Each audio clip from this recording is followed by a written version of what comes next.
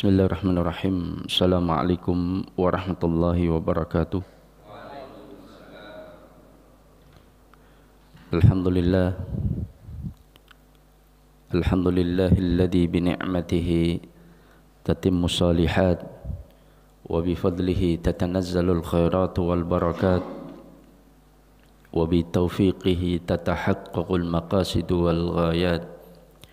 الذي هدانا لهذا وما كنا لنهتدي لولا أن هدانا الله أشهد أن لا إله إلا الله وحده لا شريك له وأشهد أن محمدا عبده ورسوله لا نبي ولا رسول بعده اللهم صل وسلم وبارك على سيدنا محمد وعلى آله وأصحابه ومن صار على نهجه ومن جاهد حق جهاده ومن تبعهم بإحسان إلى يوم الدين اللهم لا سهل إلا ما جعلته سهلا وأنت تجعل الحزن إذا شئت سهلا معاشر المسلمين rahimani wa rahimakumullah. Alhamdulillah, pada kesempatan di pagi hari ini ya, Allah tabaraka wa ta'ala memberikan kekuatan kepada kita untuk bisa hadir di masjid Allah untuk melaksanakan kewajiban kita sebagai hak Allah, dan mudah-mudahan segala amal soleh kita diterima oleh Allah, dan mudah-mudahan kita termasuk orang-orang yang digolongkan, yaitu orang-orang yang mukmin, orang-orang yang semangat.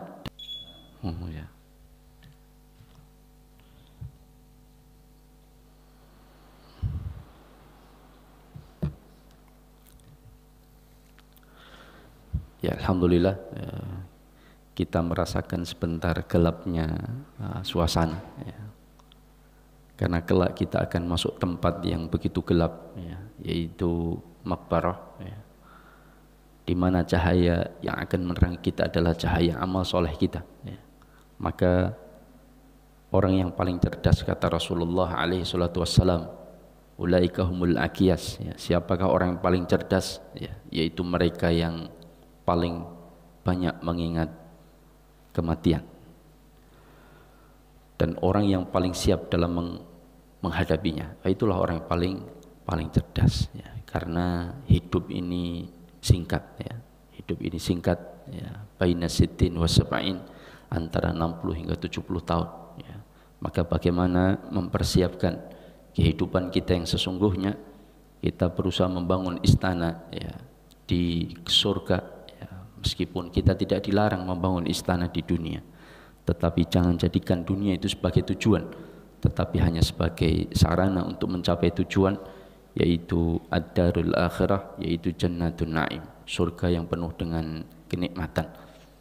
Nah, jamaah yang dimuliakan Allah, Allah tabaraka wa ta'ala menyampaikan di dalam Al-Quran ya, ya ayyuhalladzina amanu la ta'kulu amwalakum bainakum bil batil. Wahai orang-orang yang beriman, janganlah kalian memakan harta sesama kalian itu dengan cara yang batil ya.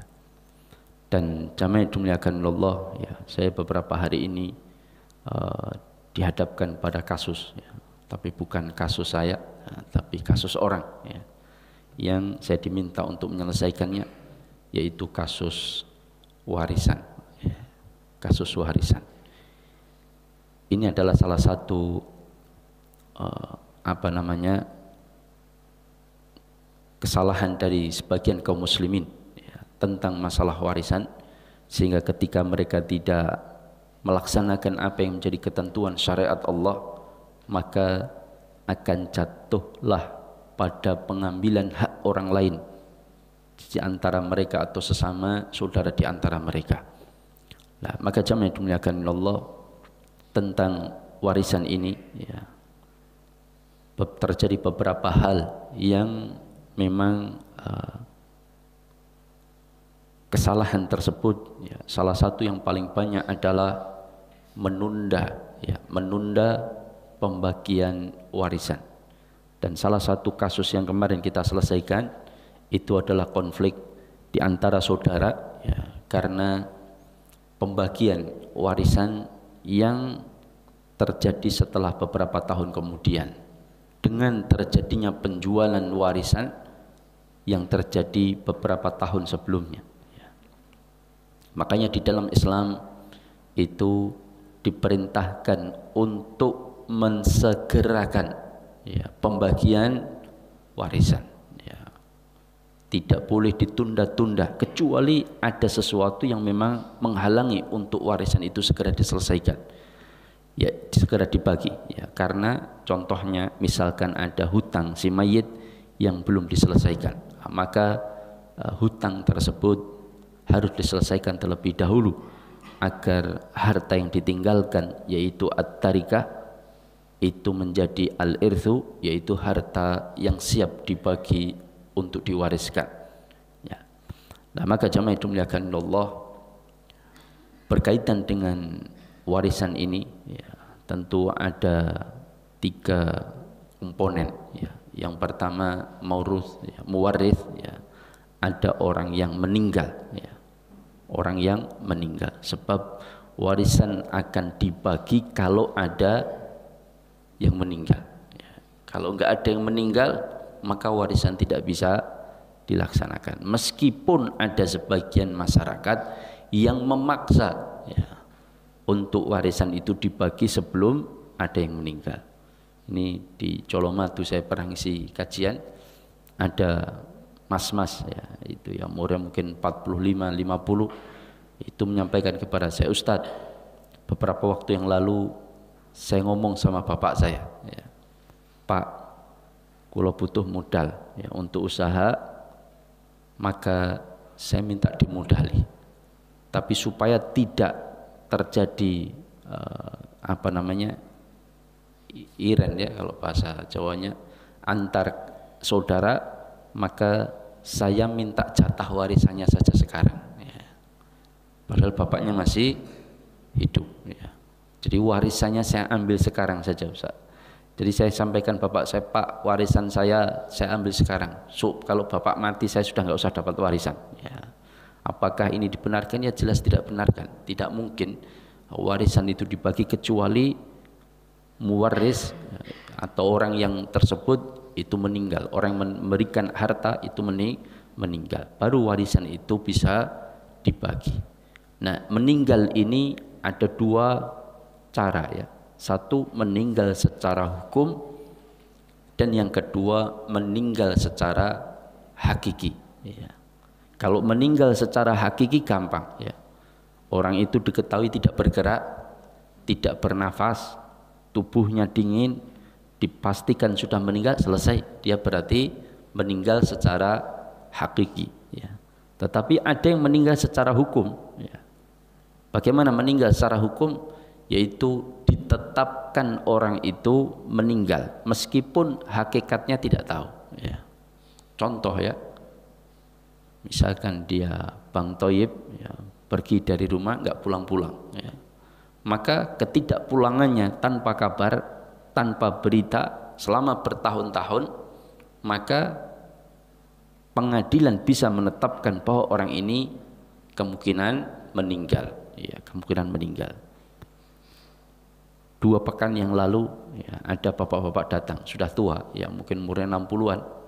Ustadz, saya itu 6 tahun yang lalu menikahi janda. Nah, janda ini ditinggal oleh suaminya selama hampir 22 tahun. Jadi suaminya itu pergi nggak pulang-pulang. Dia pamit pergi, tahu-tahu nggak kembali lagi. Dan itu ditunggu selama 22 tahun. Padahal ketika meninggalkannya dia masih sangat muda, mungkin umurnya 20-an, kemudian ditinggalkan selama 22 tahun. Nah, maka janda ini, istrinya yang ditinggal oleh suaminya selama 20 tahun lebih, maka saya sebagai lelaki ingin mengayominya, maka kemudian saya nikahi. Dan kami menikah selama 6 tahun. Nah, kemarin Ustadz, suaminya yang dulu telepon, jadi telepon, Dik, gimana kabarnya? Kaget istri saya, ternyata masih hidup. Maka kemudian ternyata dia tinggal di Afrika, ya. Jadi di Afrika sana, dan kepencut dengan gadis Afrika, ya. Kan gadis Afrika cantik-cantik Pak, ya. Ya, mungkin ya. Ya perempuan mesti cantik ya. Dia nikah dengan orang sana, kemudian sudah punya anak, ya, dan tinggal di sana. Maka kemudian bagaimana hukum pernikahan saya? Ya. Pripun Pak? Sah atau tidak? Oh, bojone cek urip ternyata Pak ya. Nah, maka ini masalah ya. Maka kita sampaikan seharusnya ketika panjenengan itu menikahi seorang yang ditinggal oleh suaminya bertahun-tahun, ya seharusnya minta pengadilan untuk memutuskan ya. Karena cerai itu dari 3 pihak ya. 1, talak, ini cerai dari suami ya. Suami menceraikan istrinya dan dia punya hak 3 kali. Jadi seorang laki-laki itu mengantongi talak 3 kali ya. 1 dan 2 itu talak raj'i, baru talak 3 talak bain. Sudah tidak bisa kembali kecuali dengan syarat ya, dinikahi oleh orang lain, diceraikan secara alamiah, baru dia boleh kembali lagi. Nah, yang kedua khulu ya. Jadi istri mengajukan gugatan cerai, bukan istri menceraikan, tetapi mengajukan gugatan cerai. Dan yang ketiga cerai dari pengadilan ya. Meskipun keduanya tidak ingin bercerai, tapi pengadilan menetapkan cerai, maka harus cerai ya. Misalkan diketahui suami istri itu ternyata saudara sepersusuan misalkan ya. Atau diketahui ternyata adik kakak yang terpisahkan ya. Kemudian mereka menikah meskipun punya anak, maka diceraikan pengadilan. Nah, sama seperti ketika suaminya pergi nggak pulang-pulang, maka ya minta pengadilan untuk menetapkan bahwa dirinya minta diceraikan, maka pengadilan akan menetapkan dan dia bisa menikah dengan orang lain. Nah, ini kesalahan-kesalahan yang kadang-kadang tidak dimengerti ya. Nah, jamaah dimuliakan Allah, maka muwaris itu meninggal ya, meninggal secara hukum ya, secara hukum dan hakiki. Yang kedua adalah waris ya. Waris adalah orang yang mewarisi. Nah, kesalahan fatal di kalangan sebagian kaum muslimin yaitu menunda-nunda pembagian warisan, sehingga yang terjadi adalah sebagian ahli waris itu meninggal ya. Sebagian ahli waris meninggal. Contoh ya, misalkan seorang suami meninggal dan dia meninggalkan istri dan meninggalkan anak ya. Istri ini dapat bagian tertentu ya, lawil furud ya. Dan istri ini dapat berapa? Seperberapa? 1/8 karena suami punya anak ya, karena suami punya anak. Tapi kalau dibalik, suami yang mewarisi istri yang meninggal dan istri punya anak, suami dapat berapa? 1/4 ya. Tapi kalau istri nggak punya anak, dapat berapa suami? Setengah ya, setengah harta istri. Maka inilah yang menjadi penyemangat laki-laki menikahi janda kaya raya ya, ya. Supaya dapat warisan ya, ya. Tapi kalau istrinya meninggal lebih dahulu Pak ya, kalau suaminya ngarep-ngarep meninggal, istrinya kok malah meninggal lebih dahulu, ya wassalam ya, dia yang diwarisi hartanya ya. Tapi menikah bukan karena harta ya, menikah karena agama ya. Nah, ini tentang menunda-nunda warisan. Yang terjadi, ahli waris ini kemudian meninggal sebelum hartanya dibagi. Ketika si istri kemudian meninggal, harta suaminya belum dibagi, kemudian istrinya meninggal, padahal istri ini punya orang tua ya. Misalkan suami meninggal tahun 2005 ya, kemudian istri meninggal tahun 2006, dan pada saat suami meninggal tahun 2005 itu ayahnya istri masih hidup ya. Ayahnya istri masih hidup. Ketika 2005 akhir, ayahnya istri meninggal ya. Kemudian ketika 2006 istri meninggal. Yang terjadi sebagian orang ketika membagi waris itu adalah cuma dilihat harta orang tua orang tua kami sudah nggak ada Ustadz, kedua orang tua kami meninggalkan harta. Siapa ahli warisnya? Anak-anak Ustadz. Anak-anak juga tinggal 3 Ustadz. Ya. Si fulan, si fulan, si fulan. Terus berarti orang tua sudah nggak ada.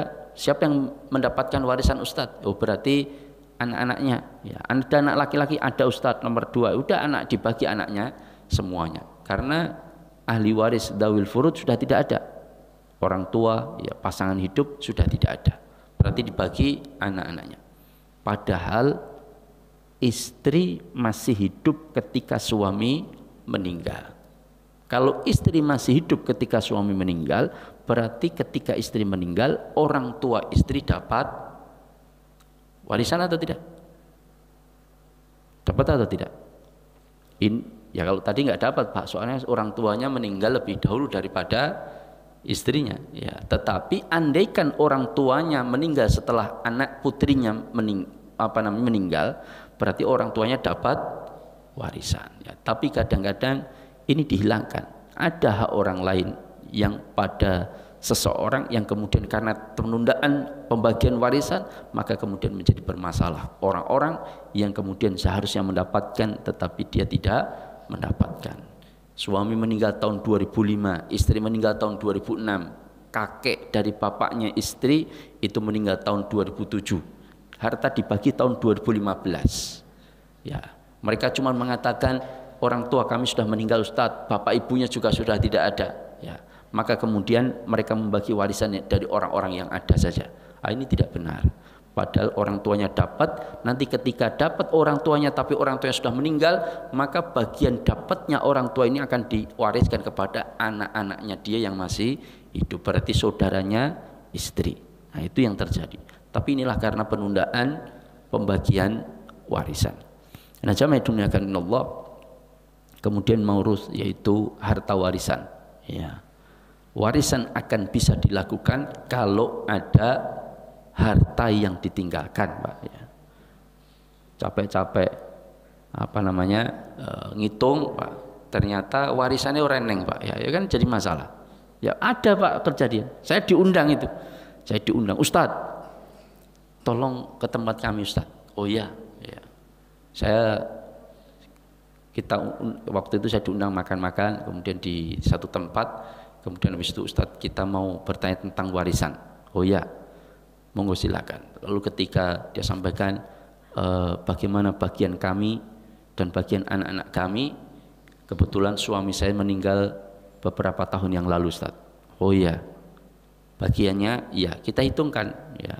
Jenengan dapat 1/8, anak orang tua suami ada enggak? Oh masih ada Ustaz, maka dia dapat 1/6 ya, 1/6. Kemudian pasangan hidup 1/8, sisanya asobah ya. Ada anak laki-laki, ada Ustadz, oh berarti ada asobah binafsi, maka nggak akan lari ke saudaranya suami ini. Sudah kita hitungkan, habis itu harta suami sudah dihitung ya. Dihitung gimana Ustadz? Ya harta suami dihitung ya, berapa harta suami? Jenengan harus pisahkan mana harta jenengan dan mana harta suami. Apa harus dipisahkan Ustaz? Enggak langsung dibagi 2. Loh dibagi 2 dari mana? Ya kan suami istri hartanya gono gini Ustaz dibagi 2. Wah enggak ada konsep gono gini di dalam Islam. Ya, itu adalah hukum kompilasi. Ya, perkawinan antara hukum syariat dengan hukum adat dan hukum Belanda. Maka muncullah gono gini. Maka ya dipilah harta suami yang mana aslinya dan harta istri yang mana. Ustadz, suami numpang hidup sama saya Ustadz. Jadi perusahaannya itu milik istri, usahanya milik istri. Jadi suami itu cuma numpang hidup. Ya, dia memberikan semangat kerja bagi saya. Ya. Berarti nggak ada harta suami? Ya sebetulnya nggak ada Ustadz. Ya sudah nggak usah bagi warisan gitu. Kenapa bagi warisan? Ya, hartanya aja tidak ada. Ya. Tapi apa nggak ada mungkin handphonenya, jam tangannya. Oh kalau itu ada Ustadz, ya udah itu yang dibagi itu saja. Ya. Yang dibagi itu, tapi harta warisan yang besar nggak ada ya sudah, ya berarti nggak ada pembagian harta yang besar. Ini kadang-kadang tidak diperhatikan ya. Dipikir suami meninggal langsung hartanya dibagi 2, harta dia ya dibagi 2, nanti setengah harta dia itu diwaris. Ya.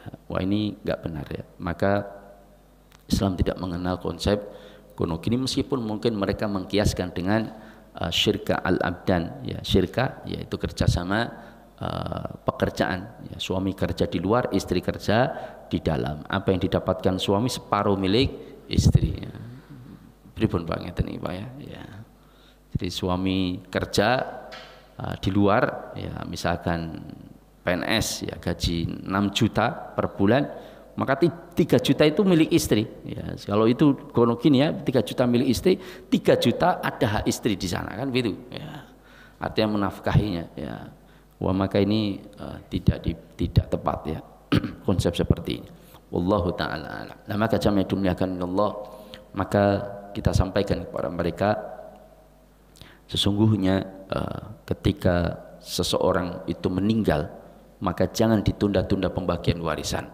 Yang pertama yang dilakukan yaitu pilah harta, mana harta istri dan mana harta suami. Kalau itu yang meninggal suami atau istri, itu dipilahkan. Ketika dipilahkan sudah, maka kemudian biaya-biaya yang harus dikeluarkan dari si mayit wajib dikeluarkan, biaya jenazah dan lain sebagainya. Kemudian yang ketiga baru kewajiban-kewajiban seperti hutang, ya hutang yang didahulukan adalah diat. Ya, kalau diat tidak ada, hutang yang ada jaminan. Kalau hutang yang ada jaminan tidak ada, berarti hutang tanpa jaminan. Nah, itu sudah diselesaikan, maka hartanya menjadi atirka. Baru kemudian kumpulkan siapa ahli waris yang mewarisi harta tersebut. Dituliskan yang masih hidup tentunya.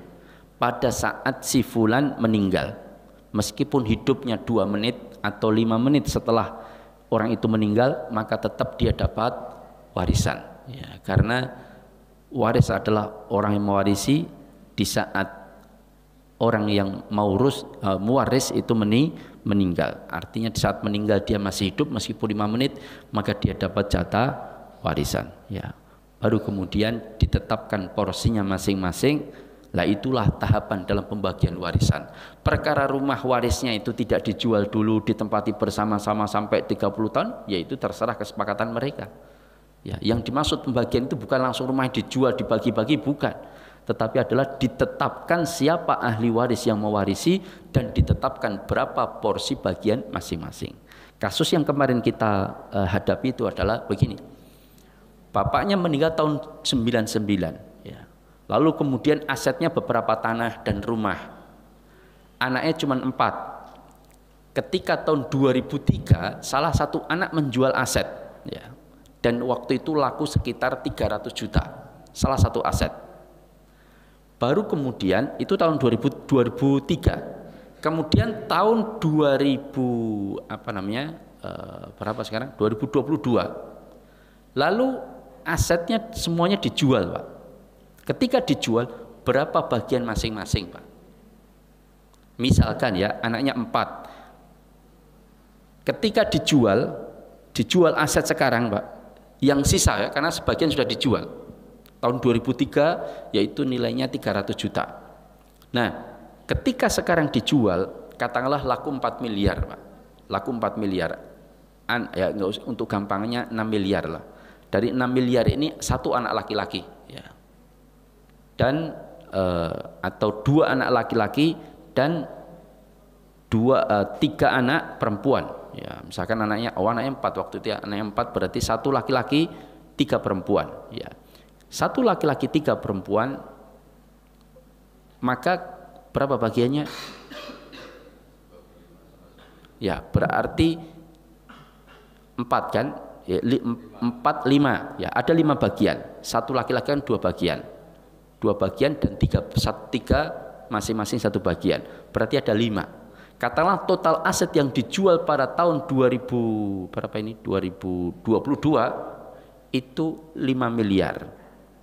Berapa bagian laki-laki yang sudah menjual 300 juta dulu, Pak? Berapa kira-kira? Apakah 5 miliar tambah 300 juta? Lalu kemudian dibagi 5 bagian, lalu dia ambil? Itu enggak adil, Pak. Ya. Kenapa enggak adil? Karena nilai aset tanah 300 juta dulu, Pak, itu berbeda dengan sekarang, ya.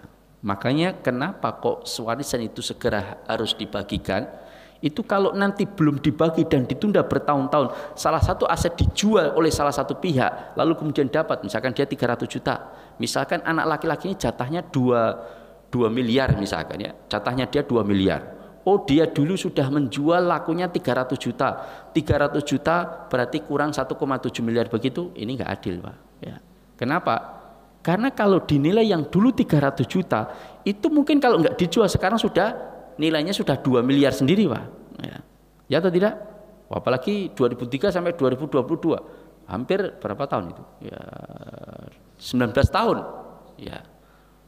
Jangankan 19 tahun, Pak, ya. Tanah samping rumah saya, satu patok sawah, itu 12 tahun yang lalu, itu harganya cuma 150 juta, Pak. 10 tahun yang lalu, Pak. 10 tahun yang lalu harganya cuma 150 juta. Sekarang harga tanah sawah samping saya itu 2 miliar, Pak. Ya tidak? Ya, maka inilah kesalahan fatal ketika aset itu sudah sebagian dijual tanpa dibagi. Tapi kalau dibagi, Pak, kan enak. Misalkan tahun 2000 misalkan bapaknya meninggal 99, langsung dihitung waris, Pak. Dinilai seluruh asetnya. Asetnya dinilai. Katakanlah nilainya pada saat itu 2 miliar. 2 miliar. Lalu dibagi-bagi anak-anaknya. Oh, ternyata anak laki-laki dapat jatah katakanlah 500 juta. Lalu dia jual salah satu aset tahun 2000 pada saat itu misalkan dia jual aset senilai 200 juta. Berarti nilai warisannya dia tinggal 300 juta. 300 juta itu dinilai aset sisa itu berapa bagian persen? Kan begitu. Oh, nilai asetnya berarti 1,5 miliar. 1,5 miliar, tapi uang dia di situ masih katakanlah 200 juta misalkan, atau 300 juta. Berarti 300 juta dari 1,5 miliar berapa persen? Nanti kalau aset itu harganya naik, ya tinggal berapa persen dari bagian aset tersebut, selesai masalah. Maka ini akan adil. Tapi kalau enggak, diambil dijual, kemudian dia dapatkan duit, sedangkan beberapa tahun kemudian baru dijual aset yang lain, itu akan timpang nanti nilainya, dan itu akan menyebabkan ketidakadilan. Nah, maka inilah salah satu faktor masalah kenapa menunda-nunda warisan itu bermasalah. Nah, ini kedoliman atas dalam bentuk harta warisan, ya. Pengambilan harta dengan cara kedoliman, ya, yaitu hak orang lain, yaitu saudaranya terambil tanpa dia sadari. Yang paling banyak kasus yang kita dapatkan kemarin dari pengajian itu adalah beberapa jamaah ternyata tanpa mensadari dia mengambil harta pamannya. Ini yang paling banyak, Pak. Mengambil harta pamannya. Ya, kenapa? Ketika kita jelaskan tentang masalah faraid, ternyata ada sebagian jamaah ustadz, berarti selama ini saya mengambil harta paman saya. Lah kenapa? Karena begini ustadz, bapak saya meninggal, itu anaknya kami cuma perempuan semua, 3 orang, ada yang menyebutkan 2 orang, ada yang cuma 1 orang. Nah, berarti sisa harta itu tidak bisa habis, kan begitu? Kenapa? Karena kalau seseorang itu meninggal, anaknya perempuan semuanya, maka hartanya tidak bisa habis untuk ahli waris asobah, ya. Kenapa? Kalau anaknya cuma 1 perempuan, maka sisa harta setelah dikurangi suami misalkan atau pasangan hidup, dikurangi orang tua, maka sisa harta lari ke anak. Tapi kalau anaknya perempuan saja tunggal, maka dia hanya mengambil setengah sisanya. Setengah sisanya lari kemana? Ke saudaranya yang meninggal, laki-laki, saudara laki-lakinya yang meninggal. Kalau anaknya lebih dari 1, misalkan 2 atau 3, maka cuma mengambil harta sisa 2/3, sepertiga lari ke yang lain. Ini ada 3 anak perempuan, ternyata hartanya dibagi hanya 3 anak saja, maka pamannya, padahal dia punya paman dari saudara ayahnya yang meninggal. Nah, ini kemudian berarti dia mengambil harta pamannya tanpa dia sadari. Ini yang paling banyak kasus yang terjadi di masyarakat dari kasus yang saya diminta untuk menyelesaikannya. Nah, makanya ketidaktahuan tentang faraid itu menyebabkan bahayanya mengambil hak harta orang lain, ya. Wallahu taala alam. Yang kedua, berkaitan mengambil hak orang lain dengan cara zalim, ya, mengambil harta orang lain dengan cara zalim, yaitu banyaknya sekarang yang melakukan praktek hilah, ya. Hilah itu siasat, ya, siasat atas suatu praktek yang sebetulnya haram tapi disiasati supaya kelihatan halal, kan gitu, supaya kelihatan halal. Nah, contoh praktek yang terjadi adalah inah, ya.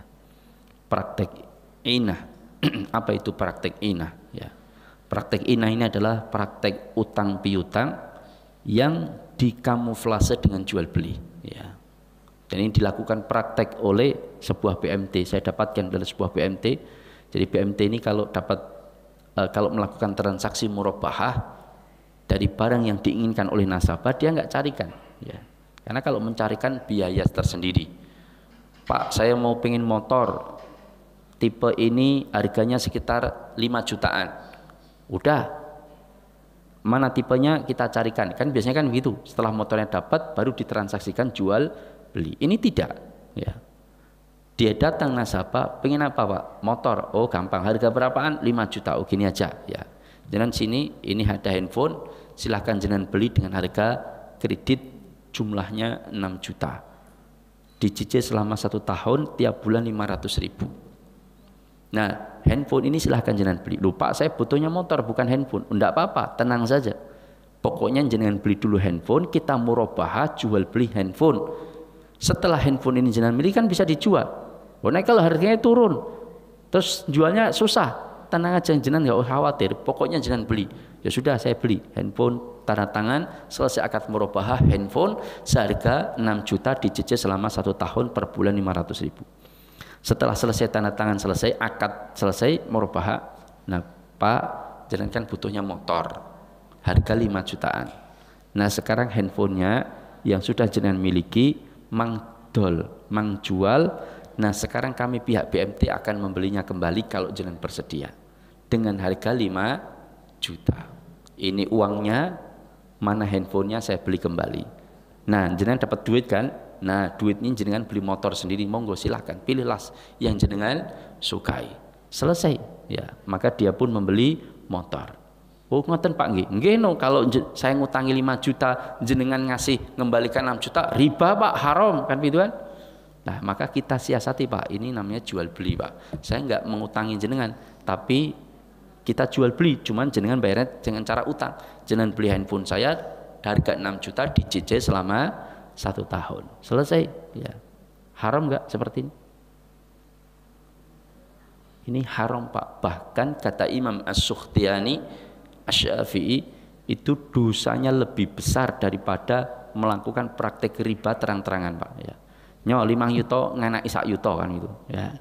Itu dosanya masih kalah dengan melakukan dosa yang sebetulnya haram tapi disiasati supaya kelihatan halal. Itu kata Imam As-Sukhtiyani bahwa dosanya lebih berat daripada yang melakukan praktek haram itu terang-terangan dengan praktek dosa, praktek haram disiasati supaya kelihatan halal padahal haram. Kayak seperti Ashabus Sabti, ya.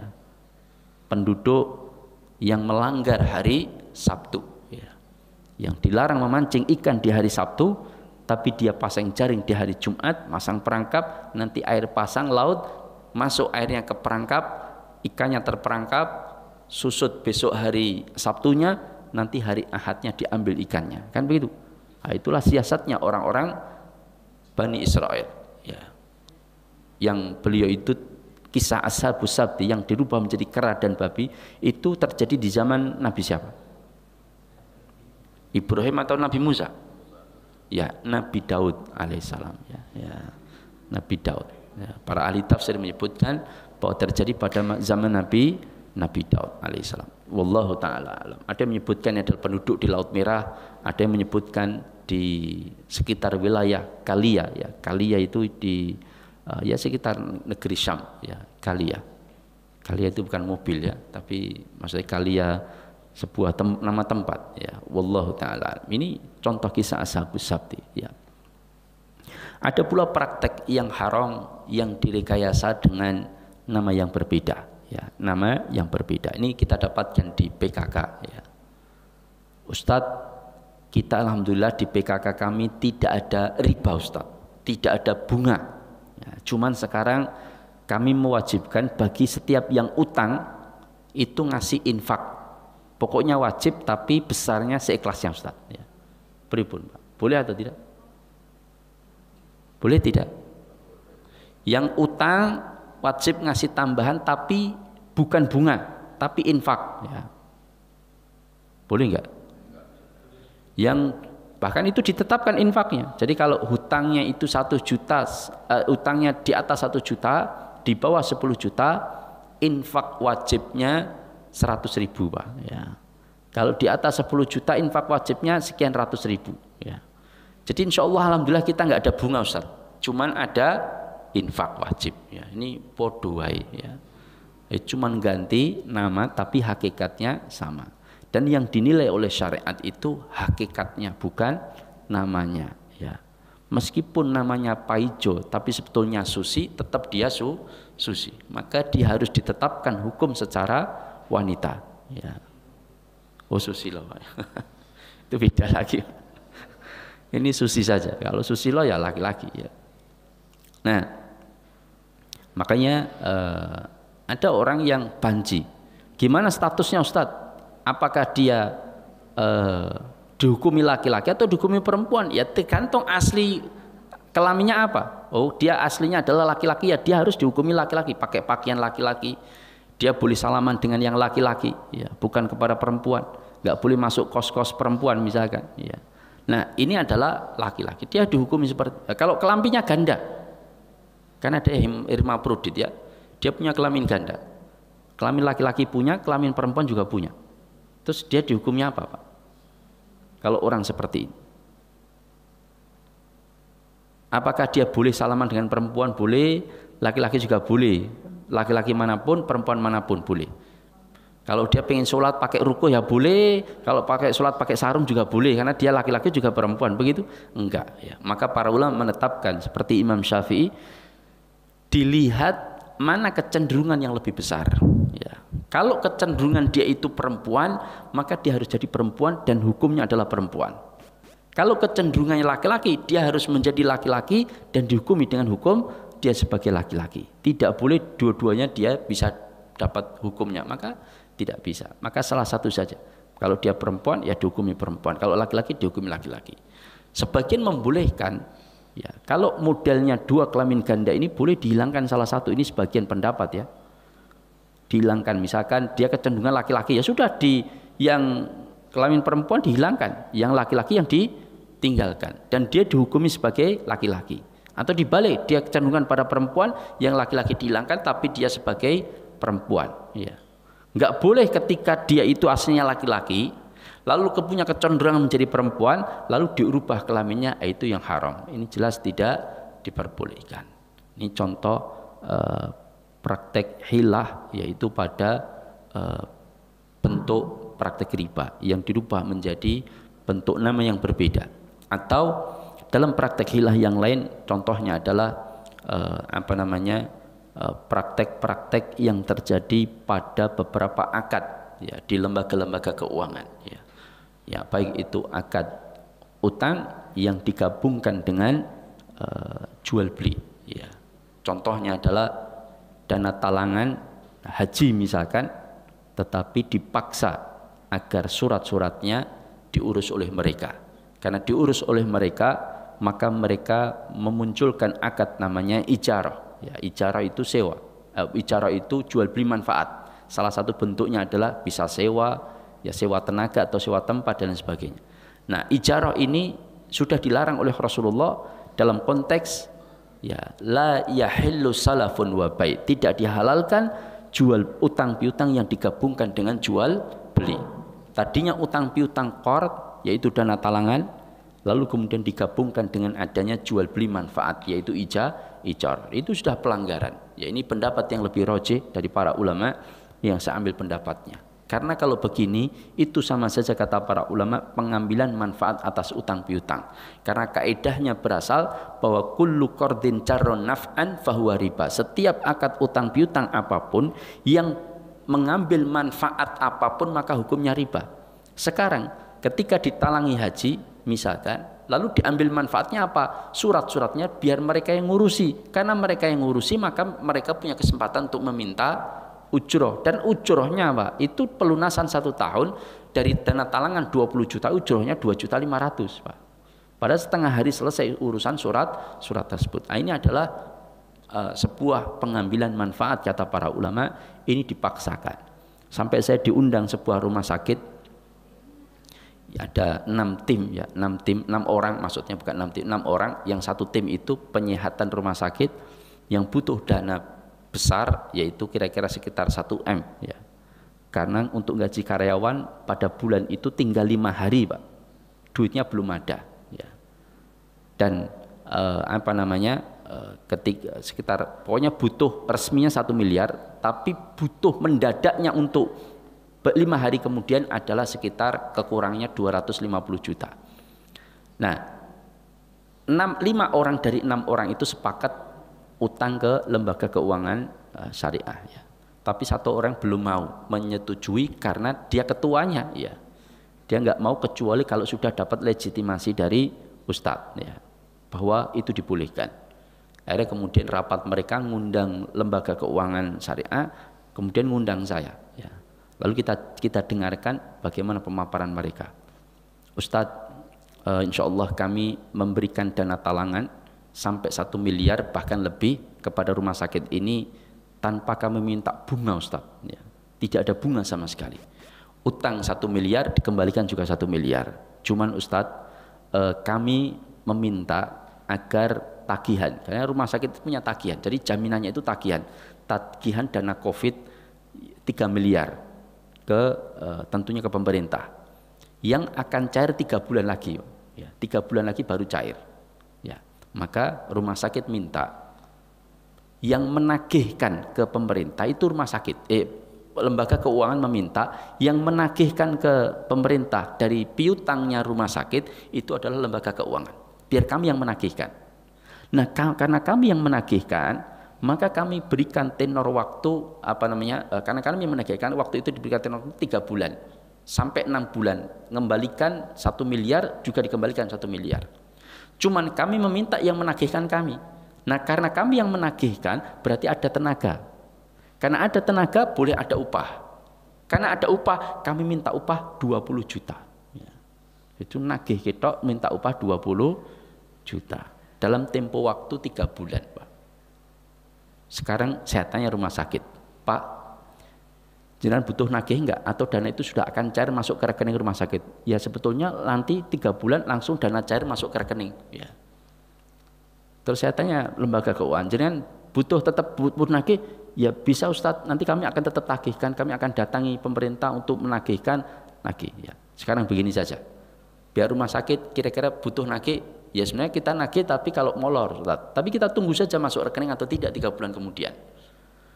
Jenengan nagih bisa enggak? Oh bisa Ustaz, jangan bisa. Nah maka begini saja, pihak lembaga keuangan jenengan ngutangi beli mereka rumah sakit senilai 1 miliar dikembalikan 3 bulan lagi.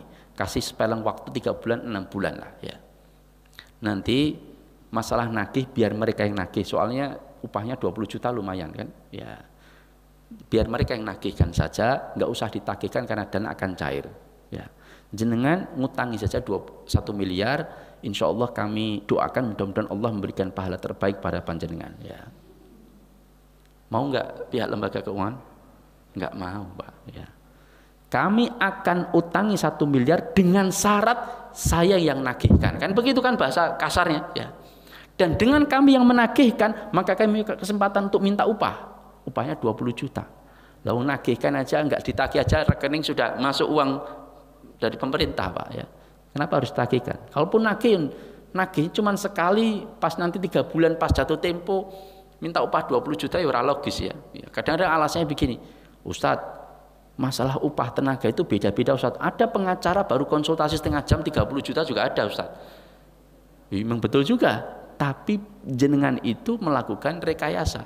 Sudah kita nasihati, akhirnya tim ada sekitar berapa 5 orang ya pulang dari rapat ya sudah selesai. Rumah sakit nggak jadi utang. Ya. Cuman ketuanya juga bingung, Ustadz, saya dipaksa oleh anak buah saya 5 orang dalam 3 hari harus ada dana 250 juta. Ya. Wah ini kan tanggung jawab Pak ya. Karena karyawan nggak digaji. Ya sudah, akhirnya saya berdua dengan beliau, kemudian mikir ya begini saja, kita utang sama orang kaya. Ya. Ada beberapa orang kaya di Solo ini yang saya kenal, udah utang ke mereka. Jenengan kan juga kenal si fulan. Oh iya saya kenal Ustaz, udah utang ke mereka. Dicoba salah satu di antara mereka, ya ternyata belum ada duit Pak ya. Waktu tinggal 2 hari. Ya.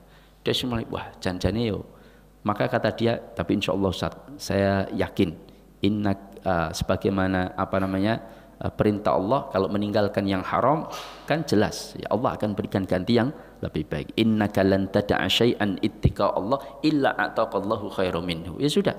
Akhirnya kemudian kurang 1 hari tiba-tiba dana Covid yang sekitar 3 miliar itu cair masuk rekening 1,5 miliar Pak. Ya. Bayangkan masuk ke rekening 1,5 miliar tanpa disadari mereka. Ternyata dana tahu di telepon, Pak ini rumah sakit jenengan udah ini kami cairkan dulu setengahnya di awal. Jadi 1,5 miliar masuk di awal. Ya, ternyata salah satu yang kerja di lembaga pemerintah yaitu masalah pencairan dana Covid itu ternyata ada orang yang sangat dekat kenal dengan ini salah satu pengurus rumah sakit ini. Ya, kebetulan ketika ngobrol sehari sebelumnya dia ngobrol-ngobrol kan 2 hari atau sehari sebelumnya dia ngobrol-ngobrol, kemudian rumah sakitmu ya rumah sakit baru kawan. Wis tak cari ke 1,5 miliar separuhnya kan itu di awal. Ya. Padahal yang ngobrol-ngobrol ya orang yang lain bukan tim tersebut. Nah, sudah akhirnya kemudian dicarikan 1,5 miliar. Inilah cara Allah bagaimana menggerakkan hati seseorang. Ya, kalau orang itu sudah meninggalkan yang haram. Ini kadang-kadang kita itu nggak yakin ya. Ustaz kalau saya meninggalkan pekerjaan riba saya, terus anak saya makan apa nanti Ustaz, tagihan saya banyak, saya kebutuhan juga banyak macam-macam ya sudah. Akhirnya Allah serahkan pada dia sendiri. Artinya Allah tidak mau membantu orang tersebut ya. Maka semakin tinggi tauhid seseorang, maka semakin tinggi tawakal dia kepada Allah tabaraka wa taala. Wallahu taala alam. Barangkali ini yang bisa saya sampaikan, meskipun nanti hilah itu banyak ya.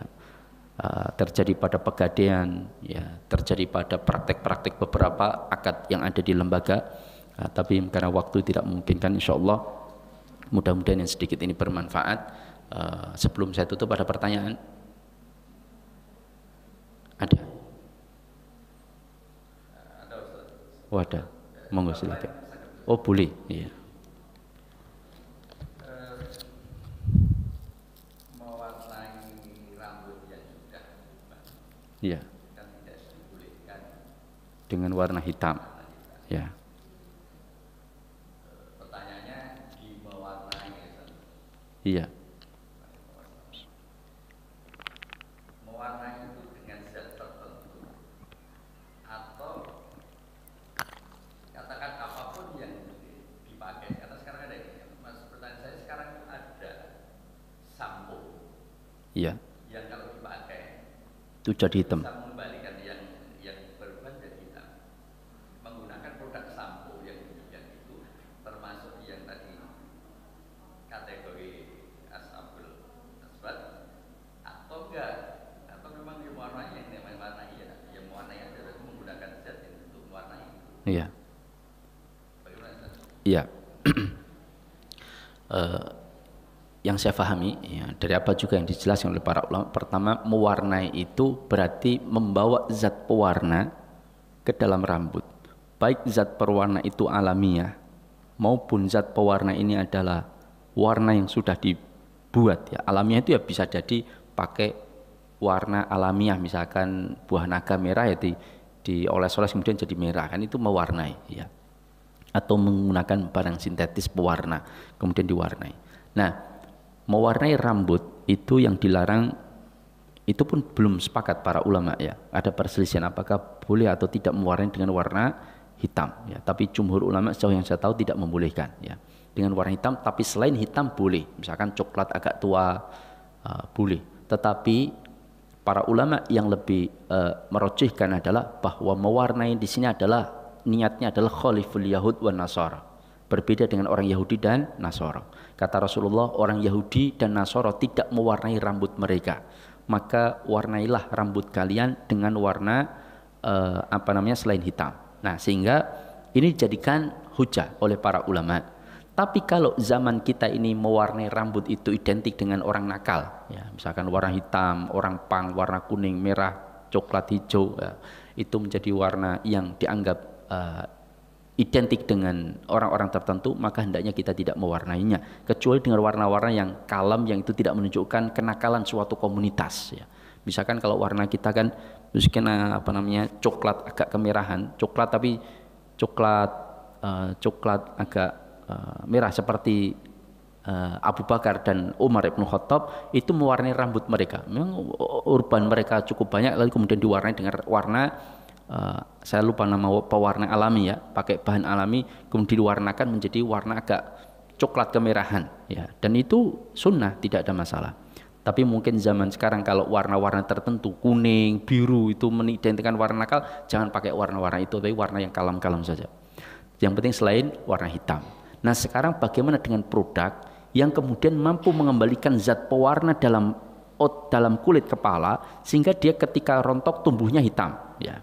Kalau itu yang terjadi, itu bukan mewarnai, tetapi mengembalikan fungsi awal dari rambut itu, kemudian dia dengan sendirinya keluar zat pewarna dalam kepala ya, mungkin kulit kepala atau akar, itu kemudian mengembalikan warna hitam itu kembali. Sejauh saya mudah-mudahan kalau itu tidak mengapa.